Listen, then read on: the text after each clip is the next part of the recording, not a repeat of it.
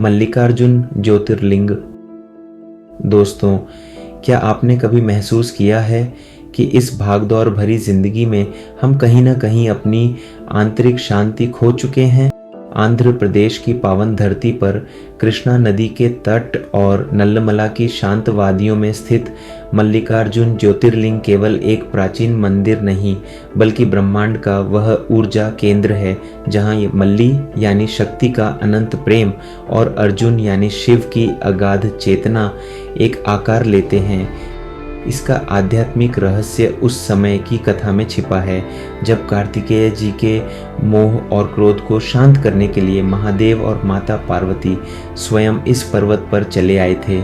ये स्थान हमें सिखाता है कि जब एक मनुष्य संसार की प्रतिस्पर्धाओं, ईर्ष्या और अहंकार से थक कर पूरी तरह शून्य हो जाता है, तभी उसके भीतर ईश्वर का उदय होता है।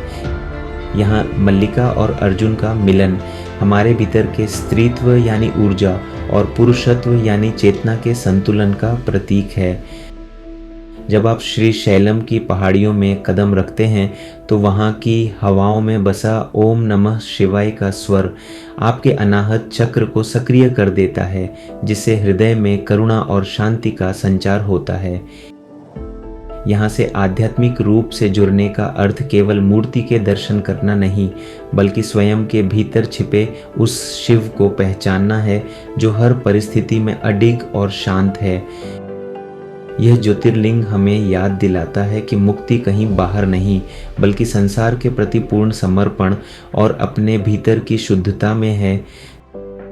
जब आप यहाँ की पावन मिट्टी और पवित्र जल का स्पर्श करते हैं, आपकी चेतना शरीर के बंधनों से ऊपर उठकर उस अनंत परमात्मा में विलीन होने लगती है, जिसे हम परम मोक्ष कहते हैं।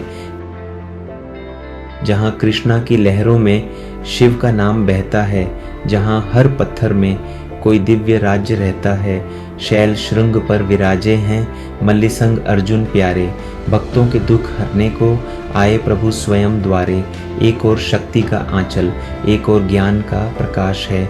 मल्लिकार्जुन के चरणों में ही धरती और आकाश है।